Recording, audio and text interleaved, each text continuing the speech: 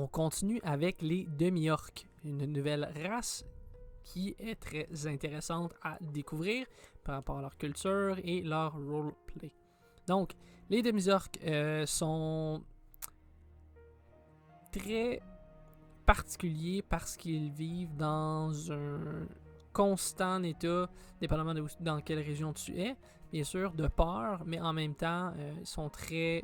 soit qui, eux, ont peur ou incitent la peur, et c'est généralement des personnes qui sont très fortes. Pourquoi?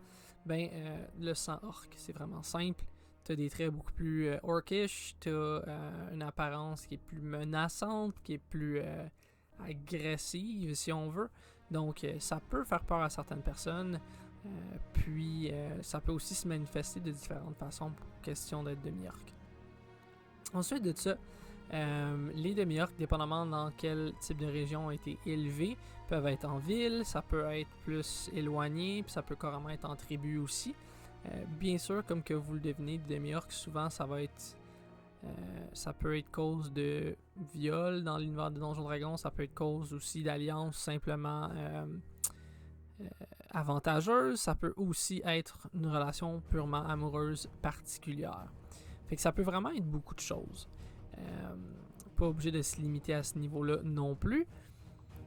Fait que si on parle dans les régions très éloignées, les demi-orcs comparés aux orcs, s'ils ont été élevés dans leurs propres environnements, sont vus un petit peu plus comme une sous-race, sont plus minables. Ceci dit, sont généralement plus intelligents, même s'ils sont moins forts. Fait que ça se balance à quelque part aussi. Dans les régions éloignées, ça peut être toléré, un demi-orc, quitte à savoir que c'est Régis Thierry qui l'enfant malheur de Brigitte Havrefroy, parce que elle s'est fait attaquer par des orques qui l'ont violée puis l'ont laissé là survivre, puis elle a eu un enfant puis ça a été Régis, comme que peut-être que il y a un orc qui a été blessé. Là, la madame, elle a décidé de l'amener puis de le guérir parce qu'il n'y avait pas de l'air méchant. Finalement, ben, ils sont tombés en amour puis ils ont fait un beau petit papé. Fait que c'est sûr. Les genres de noms que ça peut avoir, pour finir, oui, c'est vrai, dans les civilisations, c'est beaucoup plus accepté. Sauf que, encore une fois, si on parle d'une grande ville, par exemple, les orques, les demi-orques, pardon, vont souvent être plus genre de la labeur.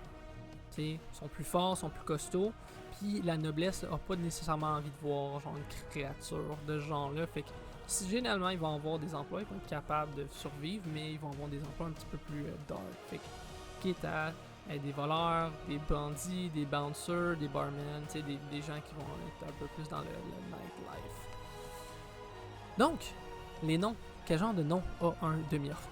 Écoute, le nom que tu veux, ça peut être un mix d'orc, ça peut être un mix d'humain. C'est vraiment à ta discrétion. Ça change pas grand-chose, mais définitivement, ta personnalité peut ressortir un petit peu plus orcish quand tu te fâches ou quand tu es heureux ou quoi que ce soit. T'sais.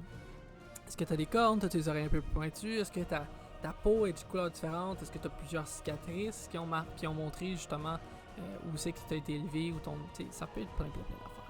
Donc, au niveau des caractéristiques, les specs d'un demi-orc, qu'est-ce que c'est?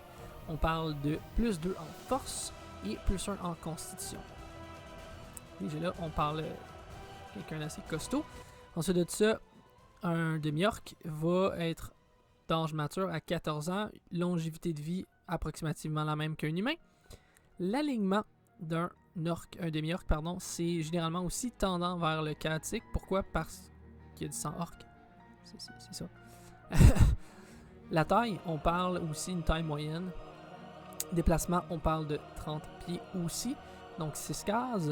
Puis, vous avez vision nocturne, à cause de votre sang d'orc. Puis, à part de ça, d'autres trucs très intéressants. Donc, menaçant, étant donné que tu as du sang orc. Tu as avantage sur ton jet d'intimidation. Tu as proficiency, pardon, pas avantage, c'est pas la même chose. Ensuite, endurance, Relentless Endurance, pardon, je suis pas trop sûr comment le traduire. Fait que quand tu es à 0 HP, en fait, tu te relèves automatiquement à 1 point de vie.